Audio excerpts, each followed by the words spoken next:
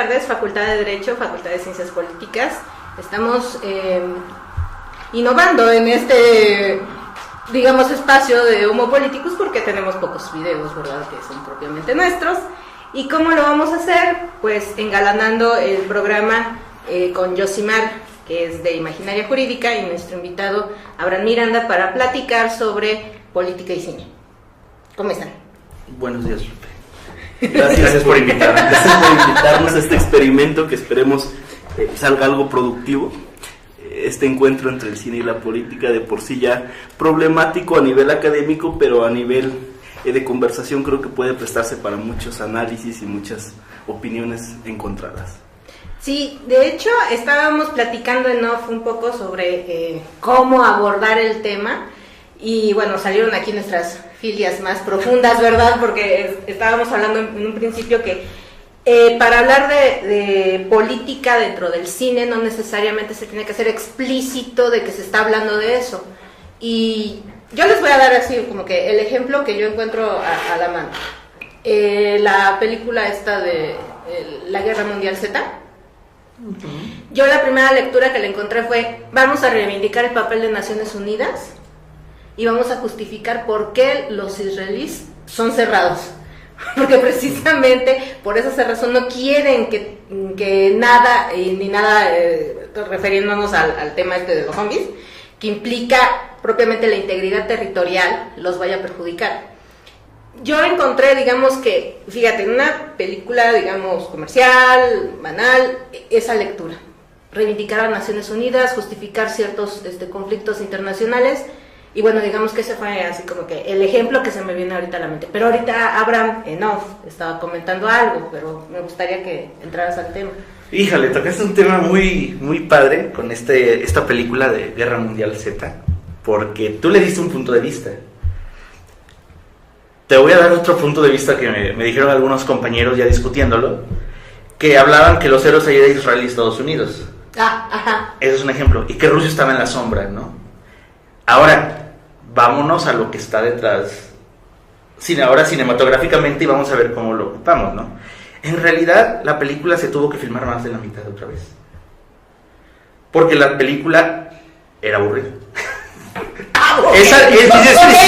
Nos quedamos con la entretenida. Nos quedamos con la entretenida. Porque en realidad se había filmado que él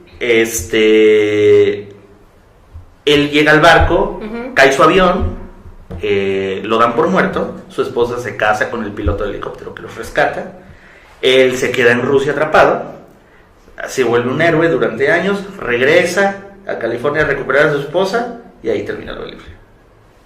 No gustó a nadie, ¿no? Así que volvieron a filmar la película y bueno, esta ahora es la lectura que se le está dando, pero fíjate que no es la única. Transformers es otra. Al principio, cuando están, ustedes se acuerdan, ¿no? Ahora sí, la lucha de los robots, hay un discurso que dice Optimus Price: es que no importa el sacrificio que tengamos que hacer por la libertad. Así que ustedes de ahí pueden tomar, no sé a quién va dirigido ese tema, ¿no? La película de 300 también fue muy, muy criticada. Es más, pero menos vista. Menos vista, pero Irán ya dice que para el año que viene va a sacar su versión de 300, igual que su versión de lo que sucedió con el rescate de los integrantes de la embajada estadounidense. Porque Argos, de Argos.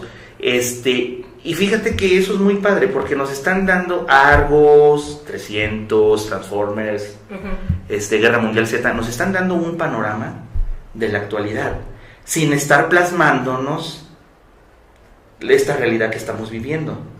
Sin ser dogmáticos. Sin ser dogmáticos. Y algo que estábamos hablando antes de empezar es que eso es algo que tiene mucho este cine norteamericano. Te habla sobre un tema, puede estar haciendo alguna denuncia social, porque la hacen también,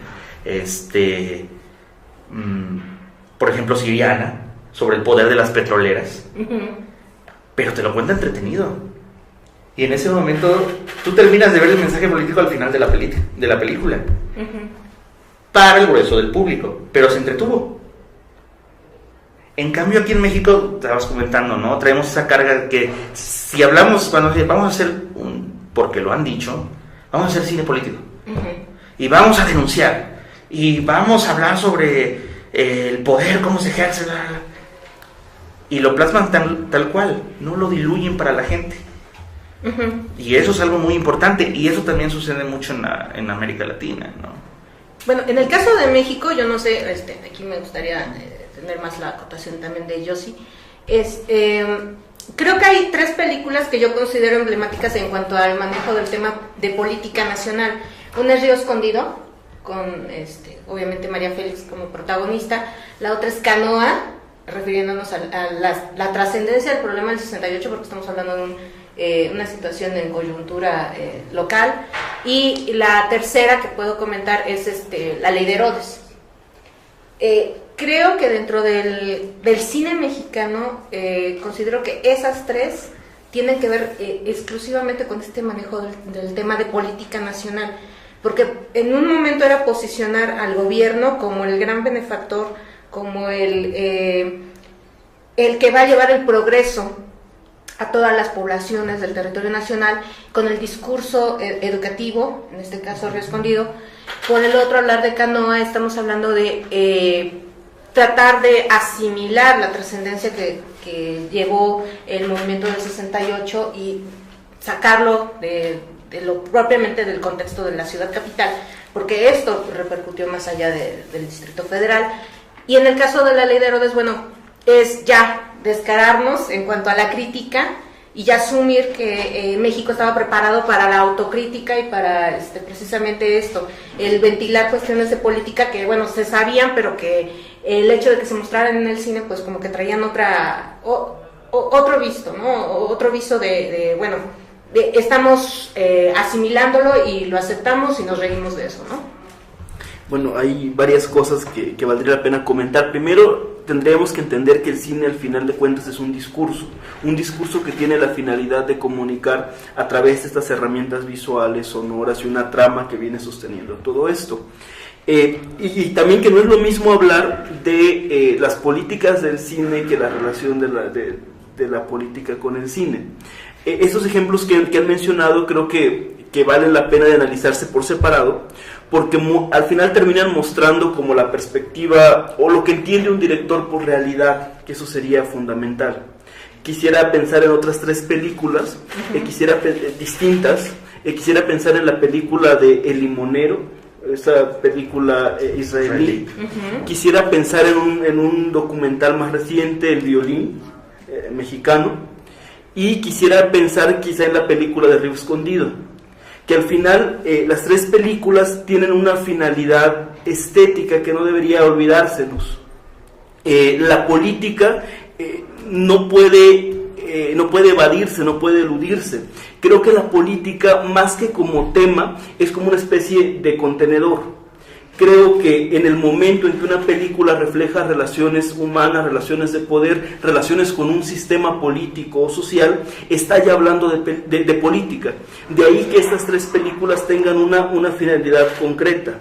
En el caso del Violín, por ejemplo, mientras ya se pensaba que con La Ley de Herodes estaba superado ya todo hablar de rezago o hablar de esos problemas de un partido hegemónico, creo que el Violín viene a darle como la vuelta, ¿no?, a la tuerca, y mostrarnos que estas realidades violentas y de pobreza extrema, de explotación, no están clausuradas, que siguen conviviendo con este medio muy industrializado. Películas como El Limonero, que viene otra vez a rescatar la idea del individuo frente al poder, ¿no? Es cierto que América Latina, o no sé si en toda América Latina, o al menos el cine mexicano, comparte como esta afrenta histórica, por llamarla así, entrecomillada, pero creo que tiene que ver con la percepción de la realidad. No podemos entender la política, los tratados de política europeos igual que los tratados de política de América Latina. Creo que en México, sobre todo, está presente la idea, el sentido violento o el sentido negativo de la política, cosa que en otros países no.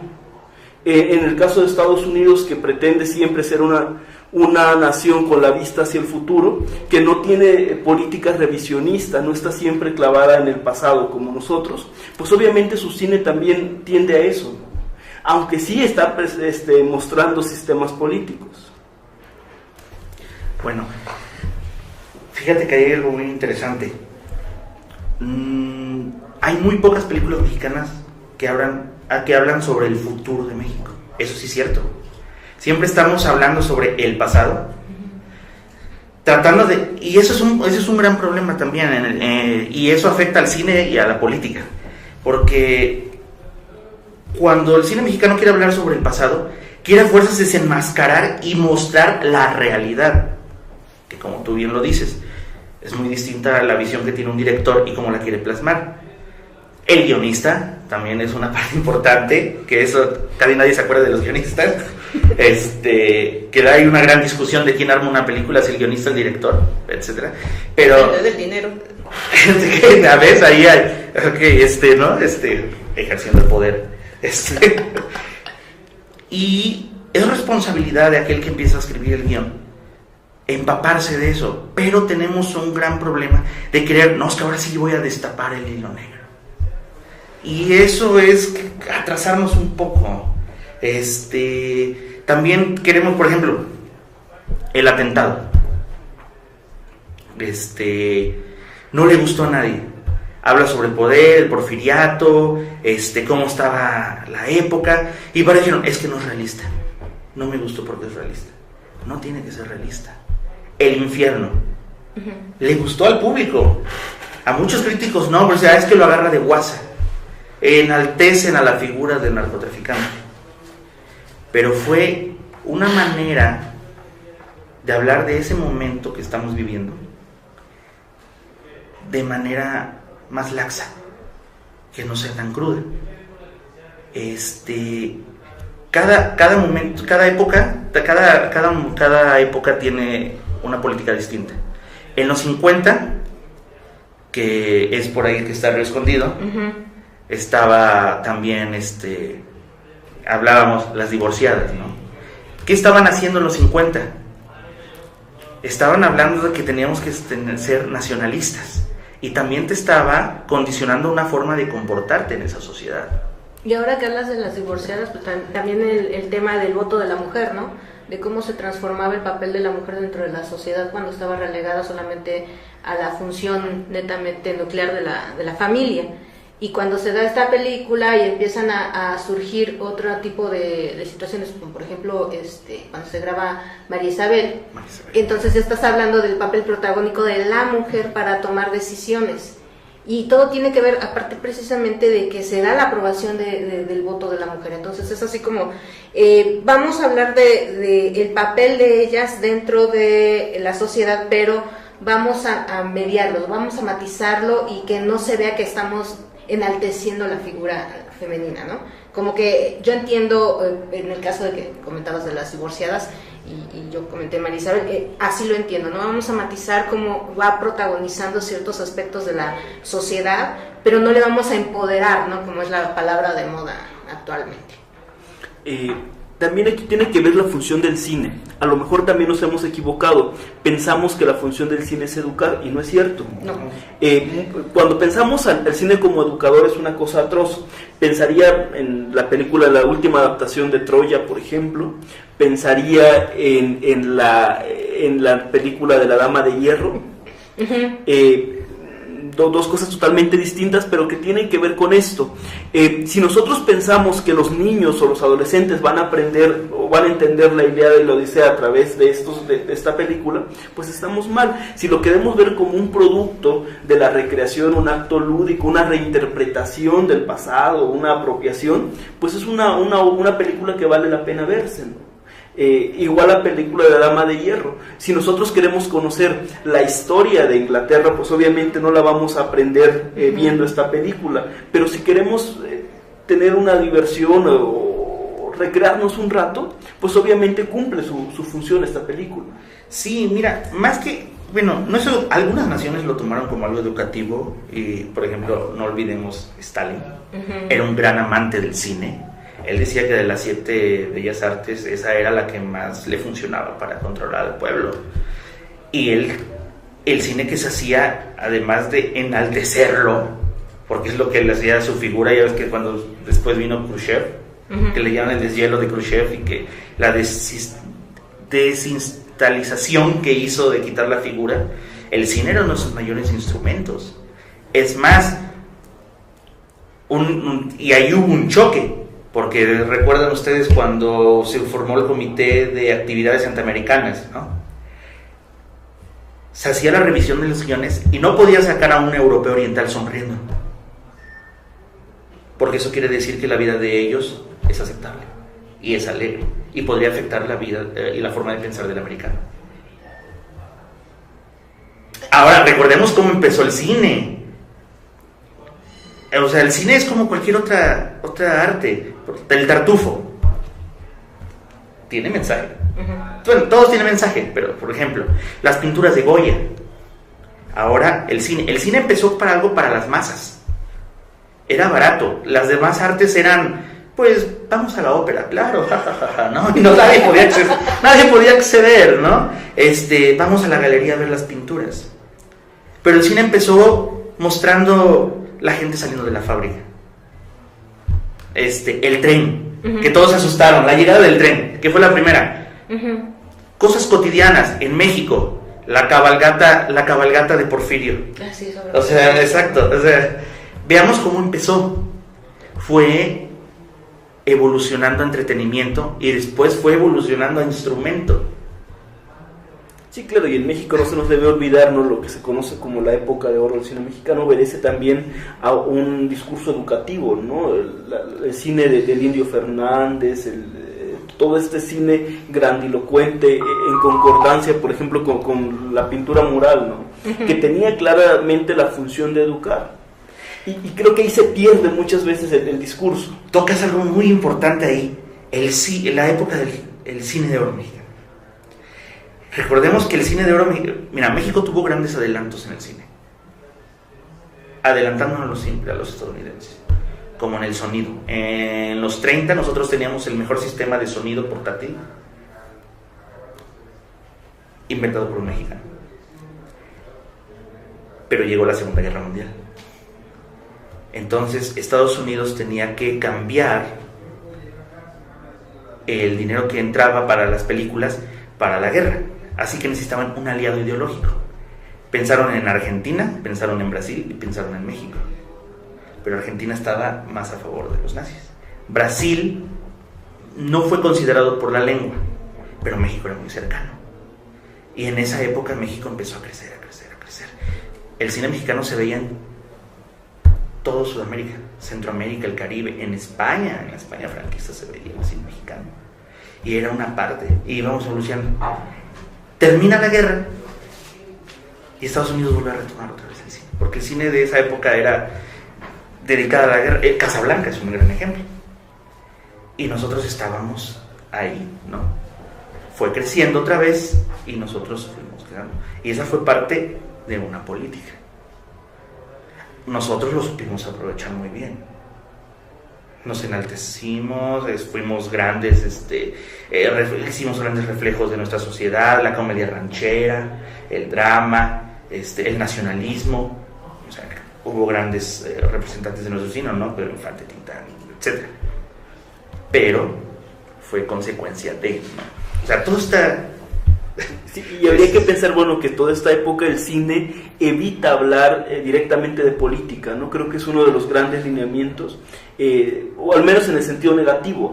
La política siempre claro. El aliado del pueblo, el aliado del pobre, quien los va a proteger, el presidente es quien ayuda y resuelve las controversias, ¿no? Es siempre ir creando este imaginario del político como la panacea del mundo, ¿no? Más que el político, el gobierno te protege.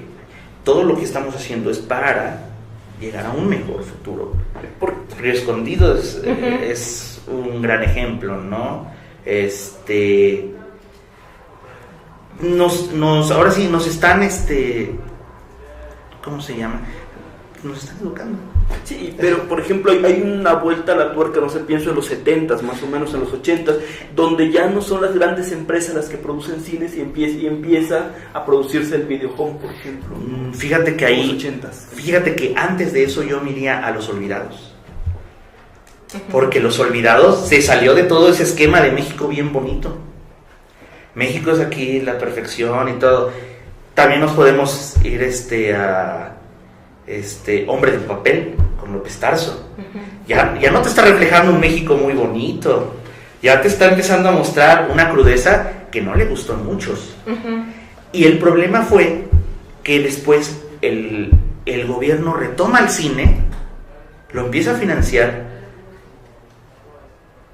Y ahí es donde empieza ya a perderse, porque ya no se vive de lo que se recauda en taquilla, se vive de la producción.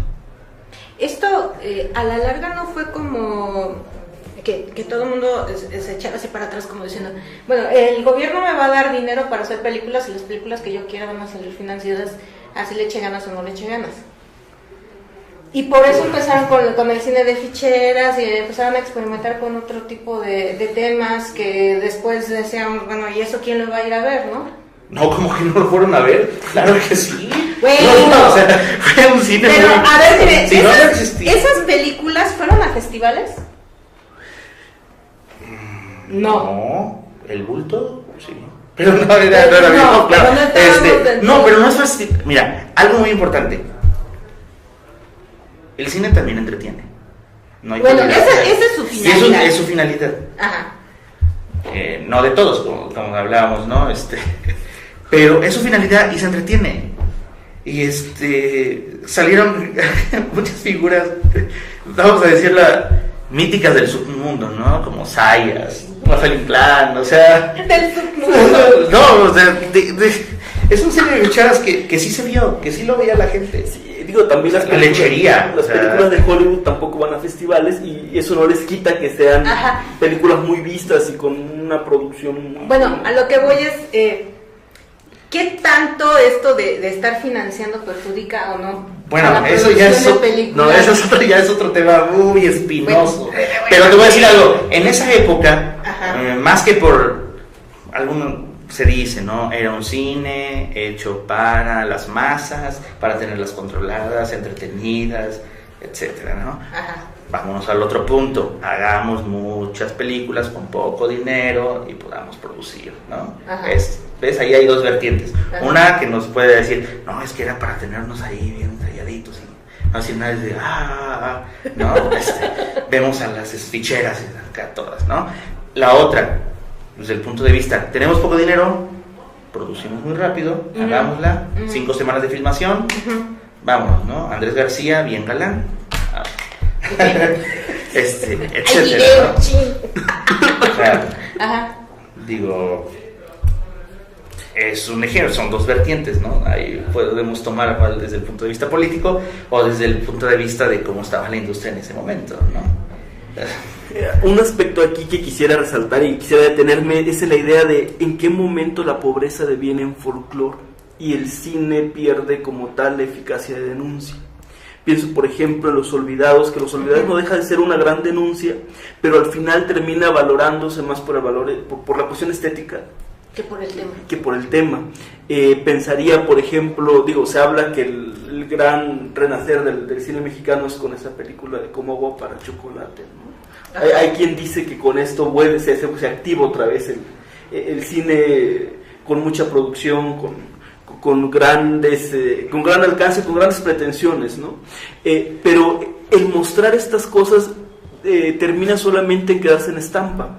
Pienso que ahora, por ejemplo, con estos, al menos como se está configurando los premios literarios, el descubrimiento de la pobreza del tercer mundo, para ellos es novedad, lo que para nosotros podría ser ya un tema cansado, ¿no? Y pensaría, sobre todo en literatura, con estos temas sobre África, con Aline Godimer, ahora con Moyan, con los sudafricanos, con Coetzee, con los que vivieron la guerra, el descubrimiento de Vargas Llosa, que digan, es que plasma las relaciones de poder y el mundo desconocido de los pobres, con cierto despectivismo, y el cine parece que también empieza a seguir esa ruta. Ahora la filmación de estos documentales que pretenden mostrar la explotación o la violencia alimentaria, los campos de cultivo, que vienen como a descubrir esta beta que ya para nosotros es algo cotidiano, no nos genera novedad. Mira, fíjate que ahorita que mencionas esto, yo creo que los temas van saliendo conforme a la necesidad de las personas, en buscar temas que los sorprenden, ¿sí? Siempre han existido. Por ejemplo, ahorita que les mencionan los documentales, el documental siempre ha existido. El triunfo de la voluntad, todos lo conocemos, ¿no? Cinematográficamente es excelente, no quiero decir, okay. O sea, gran propaganda política. También pero esa película se usó en su contra para aterrorizar a todos y digan, miren cómo se está formando. ¿Viste? Se tomó desde dos puntos, ¿no? Enaltecer al nazismo, y desde el otro punto de vista se tomó ese mismo documental, entrecortado y todo, y digan, vean lo que nos va a pasar, ese gran fuerza, ese gran poder. Digo, me voy a salir tantito. Star Wars mencionan que todo el ejército imperial, sus uniformes son copia de los nazis, para mostrar ese imperialismo. Y si tú lo ves, tiene ahí rasgos, ¿no? Y hay documental, ¿no? Siempre ha habido ese documental. Siempre tratar, no de denuncias, sino de plasmar realidades. Y en este momento creo que las ficciones, la realidad siempre ha superado a la ficción, pero en este momento las ficciones ya no están llenándonos como ahora. Ahora estamos yendo al documental, por ejemplo, Mundo de Plástico, La Casa de Ballenas, los documentales de los alimentos transgénicos de Monsanto, de McDonald's, cómo afecta, ¿no? Comer hamburguesas, ¿no? Nos estamos yendo a los documentales, La Pesadilla de Darwin, de cómo está causando la contaminación, ¿no? Todo esto es un reflejo de cosas que ya están, como tú lo mencionas, de que se están retomando. ¿Por qué se están retomando? Tal vez porque necesitamos sorprendernos de nuevo, o ya está afectando de tal manera nuestra realidad, la realidad, porque todos tenemos realidades distintas, pero ya cuando algo está afectando la realidad de todos, yo quiero saber más, quiero ver más. Bueno, yo quiero mostrarles. Pero ¿hasta qué punto es querer saber más y no asustarse? Porque es que lo que estamos ahora viendo es, queremos saber más, queremos que todo sea más real, pero a la vez nos frenamos y aceptamos más la ficción y queremos más ficción, porque aquello que es tan crudo a veces es difícil de asimilarlo. Entonces, sí, fíjate que sí. ¿En qué momento, ya no estamos hablando tanto del cine norteamericano, sino No. en qué momento el cine en general, la propia sociedad internacional va a de verdad madurar en decir, bueno, ya no quiero tanta realidad, ya no quiero tanta cosa tan cruda, y cómo voy a poder valorar que quiero más ficción, que quiero distraerme, que quiero abstraerme de esto que me puede, digamos, salvar mentalmente, porque finalmente son escapes. No creo que alguien que en verdad conozca un problema así en específico lo acepte y lo asimile. Digo, siempre buscamos escapes como seres humanos, esto de asimilar la realidad fuera de las explicaciones, y es más fuerte, ¿no? Sí, mucha gente tú le dices, ¿cuál vas a ir a, qué película vas a ver? ¿Una de entretenimiento o una de denuncia? Ajá. ¿Sabes qué? Estoy cansado del trabajo, estoy cansado de ver niños pobres, voy a ir a ver entretenimiento. Ajá. No se les puede culpar a las personas por hacer eso, la verdad. Porque muchos dicen, no, es que hay que hacer un cine y que la gente vaya y que sepa. Pero la gente está cansada. Por lo menos en nuestro caso, México, lo vemos saliendo de cada lugar, ¿no? En provincia, en el DF, donde sea. Vas a buscar otras realidades. Al fin y al cabo es también un mercado. Exacto. Y tú propones. La cosa es que también aquí en México entran mucho las distribuidoras, que no dejan hasta la Cineteca, que, bueno, tienen en un cine 3 salas Wolverine, que no está mal, pero es negocio. Algo que hay que entender es que es un negocio. Y condiciona la permanencia de una película mexicana a un fin de semana. Si un fin de semana no recauda cierto estándar, entonces al siguiente fin de semana ya no lo programan y bye, ¿no? Y las reglas de que tienes que estar 2 semanas y te mantienen mitad de la sala, a las 12 ya tienes a la tuya y a la otra, y siguen las reglas. Pero, lo siento, es un negocio, y eso mucha gente... Es crudo, ahora sí, es crudo, es real, y ahí está. Pero gracias... Lo bueno, tenemos la Cineteca, tenemos la universidad, la UAM, o sea, que pasan otro tipo de cine que podemos ver, ¿no? Yo creo que también, ahora sí, como tú lo mencionaste, ¿no? Las realidades, ¿no? Cada persona también va a ir buscando y va a ir descubriendo, ¿no? Qué es lo que quiere, qué es lo que busca, qué necesita, y lo va a bajar. Y por eso ahora Netflix, Internet, páginas de cine, ya no te satisface ver, lo buscas y lo ves. No, obviamente, o nos van a empezar a decir, es que no todos tienen internet y computadoras. Existe otro medio por ahí que no es muy aceptable, pero se usa, que es la piratería, porque también el cine ya está empezando a dejar de ser masas. ¿Cuánto cuesta ir al cine? Ahora con las VIP, que también muchos me han dicho que el VIP no es tan bueno porque estás ya en el momento cumbre de la película y más sushi. O más refresco y te dices tú, ¡cállate, quítate! Claro, pero por ejemplo, la construcción de estos cines obedecen también a un tipo de cine, ¿no? Es evidente que no vas a estar viendo un documental de denuncia en un cine de este tipo, lo cual sería... Digo, vas a ir a ver a Warner y... Bueno, que presunto culpable fue un fenómeno... Ahí sí no, independientemente de lo que está sucediendo, ahorita que no nos vamos a meter, supongo... Es que el éxito depende de muchos factores. Sí. No. El punto es que a veces también se piensa que el director es una persona honesta, con valores, que va a emprender tal o cual campaña, ¿no? Y al final vemos que obedece a otras cuestiones. No se puede entender el éxito de ciertas campañas contra ciertas firmas sin el apoyo de la contraparte, ¿no? Y creo que estamos viendo más un fenómeno de publicidad que un fenómeno cinematográfico como tal, que va a repercutir, sí. Pero la publicidad es lo que va a sostener estas grandes marcas. El Padre Amaro también fue otro ejemplo de publicidad no buscada. La Otra Familia fue otro ejemplo, ¿no? Yo sé que a nadie le gusta. Ahora, ahorita fue Nosotros los Nobles, que fue algo de boca en boca. Yo recuerdo que la primera vez que hubo una función para críticos, todos dijeron, esta película no sirve, no le va a gustar a la gente, y hasta estaban regalando los boletos para la premiere, porque no había servido. 3 meses después, ustedes díganme, ¿no?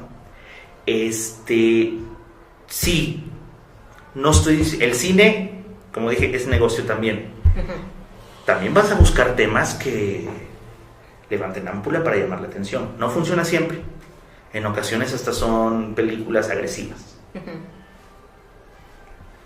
Pero en estos casos funciona. Como todos, ¿no? Ya sí, uno como director o el malvado productor que es ñaca, ¿no? Bueno, y llegamos al punto de hablar de temas controversiales, y yo aquí quiero hablar en especial de tu película, En donde chocan las olas. Fuimos a la premiere en la Cineteca y algunos estuvieron presentes también en la exhibición que se dio en el Museo del Chopo. Y los comentarios, bueno, En donde chocan las olas es una temática gay diferente. ¿A qué me refiero? A que, como dijo alguno que intervino, no había chichis y nalgas a cada rato, sino que tenía un tema, una historia de amor y tenía una trama.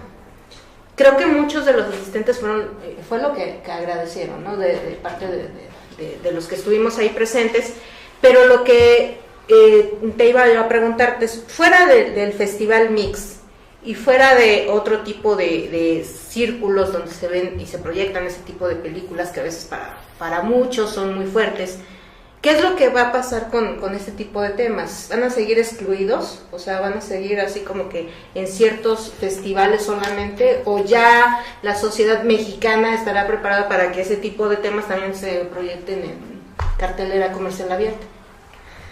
Mira, la sociedad mexicana es... Tío, necesitamos unos 20 programas. Así que... Mira, es un gran crisol. Ya se pueden hacer películas sobre este tema. Uh-huh. Ya eso es un gran avance. El Festival de Guadalajara abrió una sección para el cine gay. Uh-huh. Maguey. El premio Maguey. Ya empiezan la sociedad a abrirse. Y esa fue una de las cosas que quise plasmar en mi película. Así de... En la mayoría de las películas mexicanas que hablan sobre el tema es: soy gay, Dios, ¿por qué? Perdóname, ¿no? O bueno, ya me voy a dejar llevar por mi naturaleza humana y voy a agarrar al primer hombre que encuentre. O sea... Pudiendo esperar al segundo. Pudiendo que tal vez sea todo. Sí. Y cuando empecé a ver la película, todos me decían: oye, ¿qué se siente hacer una película pseudoporno? ¿Por qué? Porque es el cine. Ajá. Eran las películas que estaban en ese momento. Obvio, te toman a ti la película y dicen: se va a parecer a eso. Uh-huh. Entonces lo que yo quise plasmar es la temática gay como una realidad, punto. Y hasta aquí son nuestros amigos, son mexicanos, son intelectuales, son abogados, obreros, todo. Uh-huh. Y están en nuestra sociedad, punto. Yo soy acapulqueño, él es gay, así, el Chihuahua, el Yucatán, o sea, ya somos, al fin y al cabo, son relaciones humanas. Y eso es la forma que uno quería plasmar. Si la sociedad mexicana va a aceptar esas películas o no, ya están aquí las películas. Ya todas las empiezan a ver, aunque sea un cachito, en la tele, las empiezan a ver en cine pirata, en la calle, en los autobuses, en los aviones. Eso es en parte lo bueno que está, ¿no? Tu película se empieza a ver. Uh-huh. Y este tema se empieza a ver. Y lo empiezan a tocar. Y la música también, y la pintura, y el arte, y el teatro, y todo. Y eso da pie a que, como cualquier otro tema, tal vez no lo quieran oír, tal vez no quieran observarlo, pero ya se va a integrar. Uh-huh. Y después ya no va a ser la película de temática gay. Es que a eso me refería. ¿En qué momento se va a quitar eso? Y simplemente es cine, es una película más. No lo sé. Todavía. Eso sí. Hablando al respecto, creo que también podríamos hacer un señalamiento político, ¿no? De la evolución de este tipo de cine. Sin duda, quiero recordar el nombre de esta película, un lugar donde de Cobo, bueno, me parece Cobo.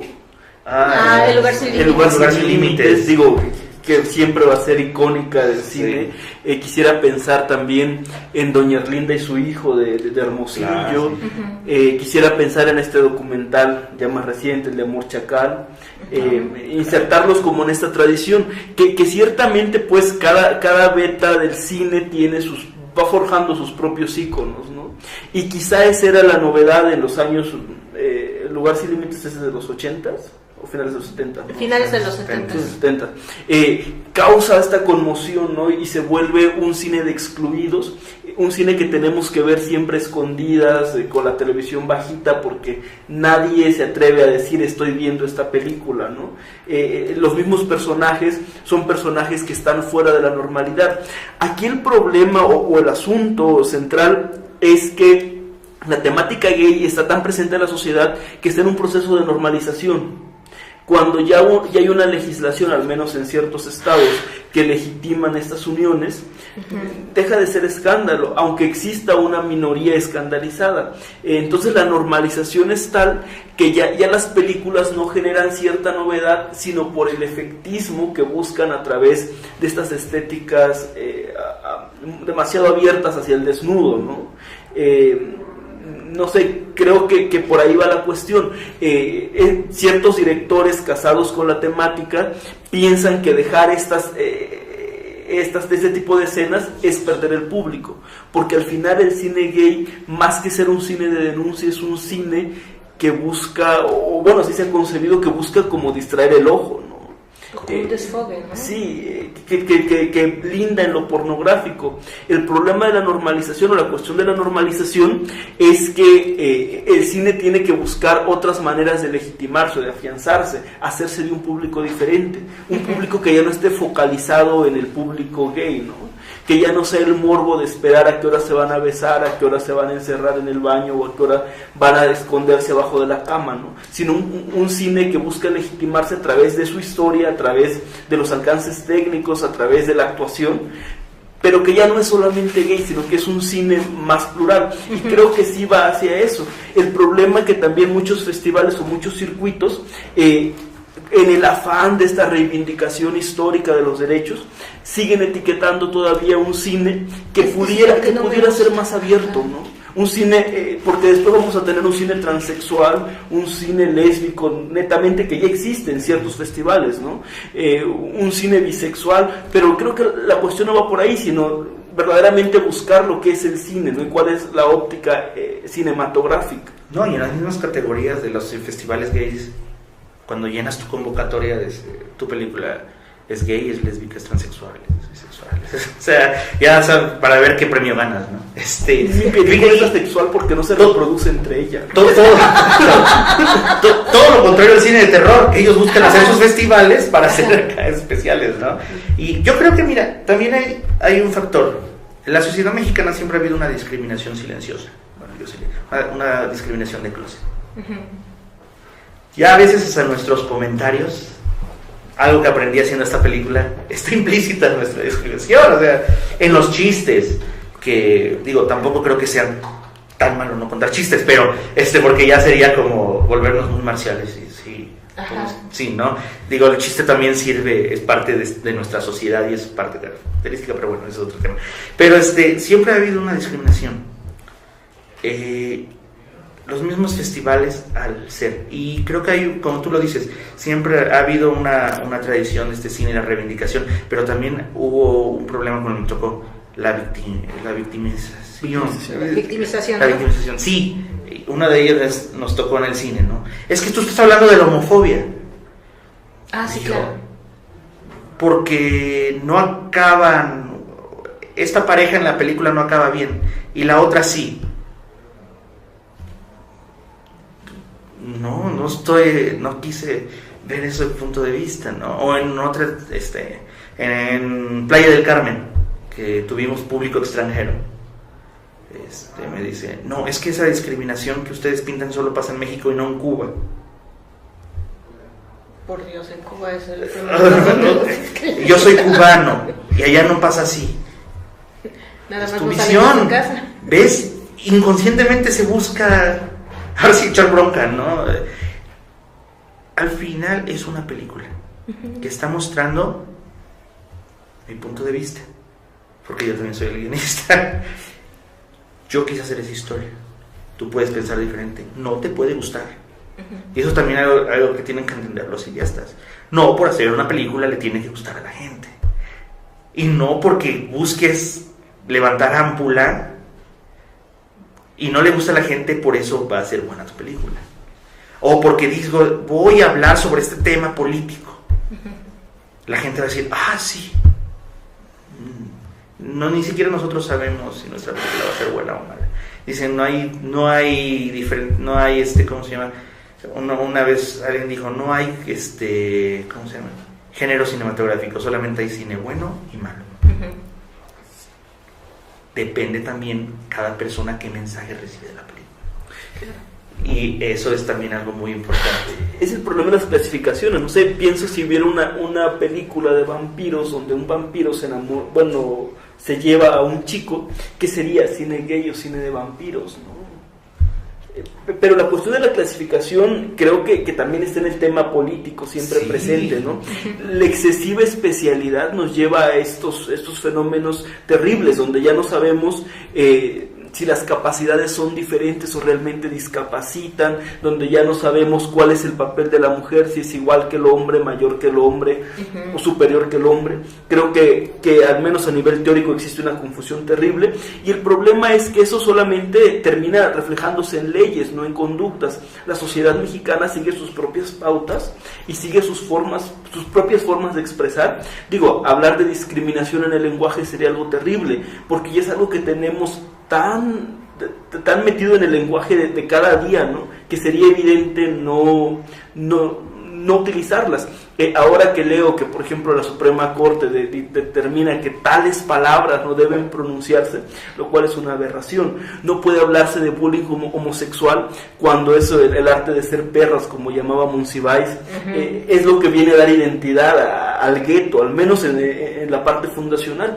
Creo que si tenemos una mente como tan cuadrada que no sea capaz de depurar lo que sí es sentido ofensivo y lo que es simple folclore, vamos a caer en la total plastificación de las relaciones, y eso sería terrible.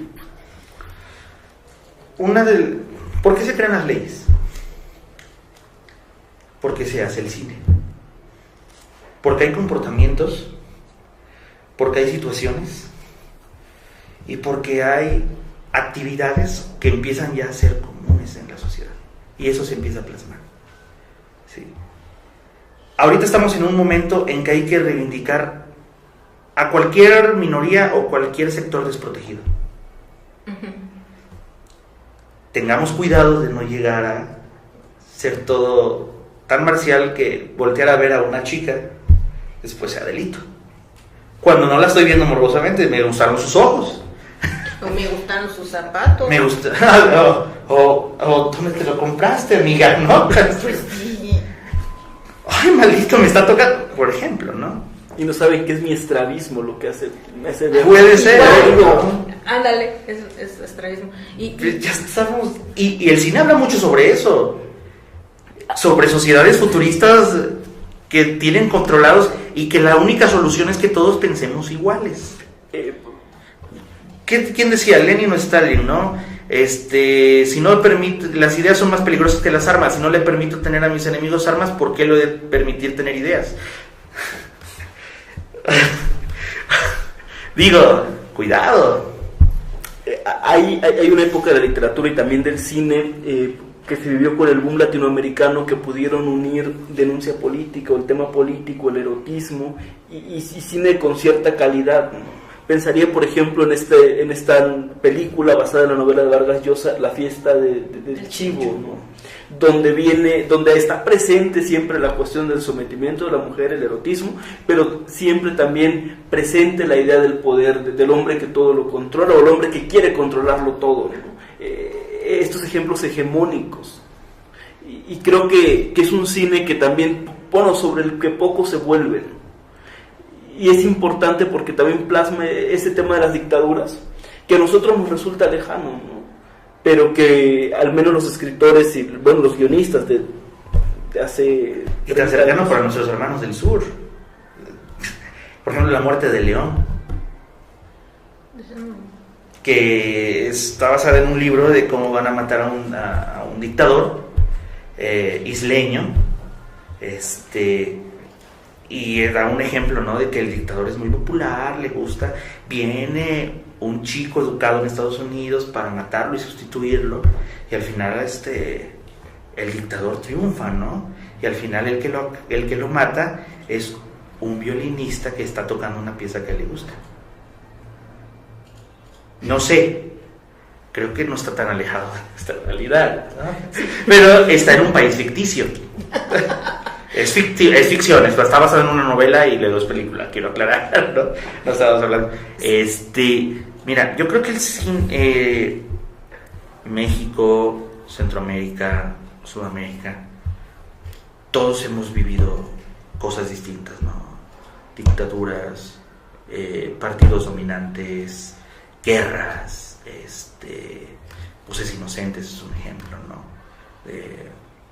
La guerra en El Salvador, Argentina con la dictadura, ¿no? Brasil con sus se llama? Con sus favelas, ¿no? Cada país nos va a dar una película o varias películas que nos hablen sobre su realidad. Ahora, ya sí, es que ya nos vamos, hablemos de que también sí, ya. Reagan, están poniendo. Reagan usó al cine como una gran arma contra el comunismo. Ah, claro. Y también por hablar sobre la moral, ¿no? En la época en que los asesinos seriales solo mataban a las chicas o a los chicos que fornicaban y que bebían, y la que se salvaba siempre era la virgen, ¿no? Ah, claro. Y Rambo, que él mismo lo dijo en un discurso, ¿no? Que espero que todos los ciudadanos sean tan patriotas como Rambo.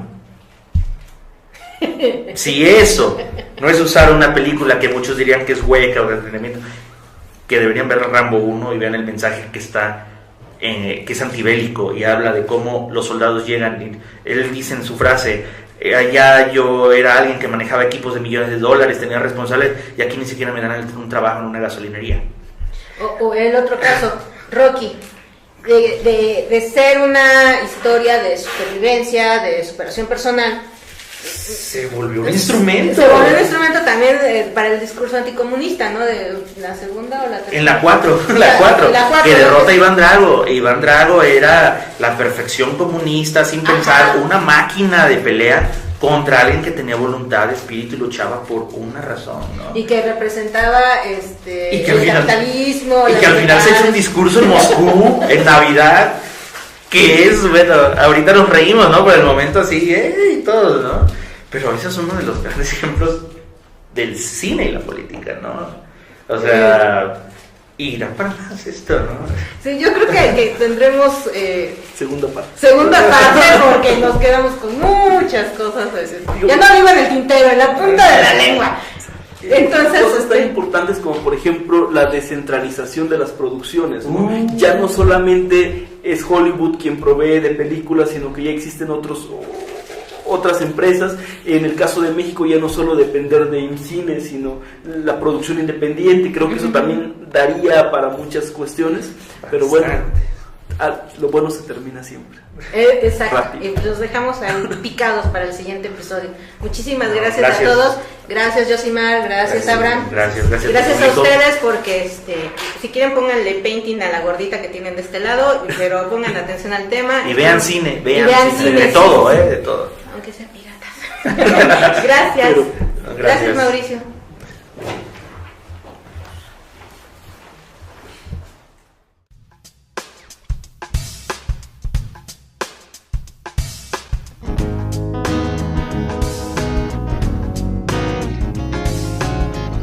Integridad territorial los vaya a perjudicar. Yo encontré, digamos que, fíjate, en una película, digamos, comercial, banal, esa lectura.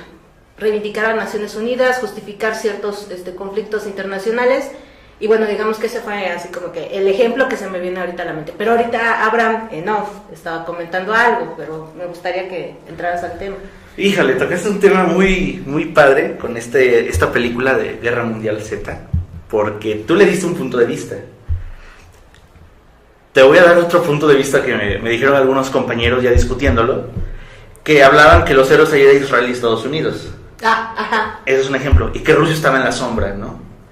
Ahora, vámonos a lo que está detrás, ahora cinematográficamente, y vamos a ver cómo lo ocupamos, ¿no? En realidad, la película se tuvo que filmar más de la mitad otra vez, porque la película era aburrida. Nos quedamos con la entretenida. Nos quedamos con la entretenida. Porque en realidad se había filmado que él llega al barco, cae su avión, lo dan por muerto, su esposa se casa con el piloto del helicóptero que los rescata, él se queda en Rusia atrapado, se vuelve un héroe durante años, regresa a California a recuperar a su esposa y ahí termina la película. No gustó a nadie, ¿no? Así que volvieron a filmar la película y bueno, esta ahora es la lectura que se le está dando. Pero fíjate que no es la única. Transformers es otra. Al principio, cuando están, ustedes se acuerdan, ¿no? Ahora sí, la lucha de los robots, hay un discurso que dice Optimus Price, es que no importa el sacrificio que tengamos que hacer por la libertad. Así que ustedes ahí pueden tomar, no sé a quién va dirigido ese tema, ¿no?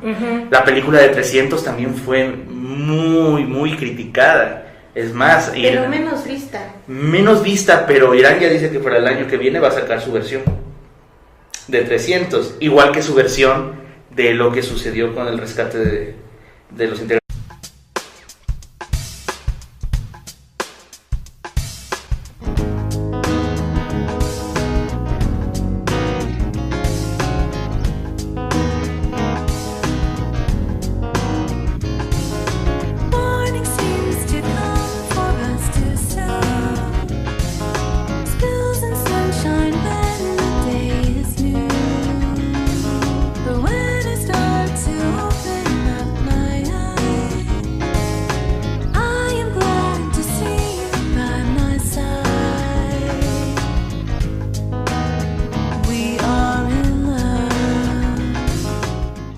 Buenas tardes, Facultad de Derecho, Facultad de Ciencias Políticas.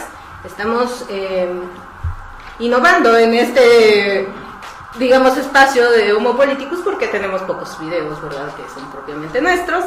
¿Y cómo lo vamos a hacer? Pues engalanando el programa con Yosimar, que es de Imaginaria Jurídica, y nuestro invitado Abraham Miranda para platicar sobre política y cine. ¿Cómo están? Buenos días, Lupe. Gracias por invitarnos. Gracias por invitarnos a este experimento que esperemos salga algo productivo. Este encuentro entre el cine y la política, de por sí ya problemático a nivel académico, pero a nivel de conversación creo que puede prestarse para muchos análisis y muchas opiniones encontradas. Sí, de hecho estábamos platicando en off un poco sobre cómo abordar el tema. Y bueno, salieron aquí nuestras filias más profundas, ¿verdad? Porque estábamos hablando en un principio que para hablar de política dentro del cine no necesariamente se tiene que hacer explícito de que se está hablando de eso. Y yo les voy a dar así como que el ejemplo que yo encuentro a la mano. La película esta de la Guerra Mundial Z. Yo la primera lectura que le encontré fue: vamos a reivindicar el papel de Naciones Unidas y vamos a justificar por qué los israelíes son cerrados. Porque precisamente por esa razón no quieren que nada, ni nada, refiriéndonos al tema este de los zombies, que implica propiamente la embajada estadounidense. Con porque la Argos, de Argos. Y fíjate que eso es muy padre, porque nos están dando Argos, 300, Transformers, Guerra Mundial Z, nos están dando un panorama de la actualidad, sin estar plasmándonos esta realidad que estamos viviendo. Sin ser dogmáticos. Sin ser dogmáticos. Y algo que estábamos hablando antes de empezar es que eso es algo que tiene mucho este cine norteamericano. Te habla sobre un tema, puede estar haciendo alguna denuncia social, porque la hacen también, por ejemplo, Siriana, sobre el poder de las petroleras. Pero te lo cuenta entretenido. Y en ese momento tú terminas de ver el mensaje político al final de la película. Para el grueso del público, pero se entretuvo. En cambio aquí en México, estabas comentando, ¿no? Traemos esa carga de que si hablamos, cuando vamos a hacer porque lo han dicho, vamos a hacer cine político. Y vamos a denunciar. Y vamos a hablar sobre el poder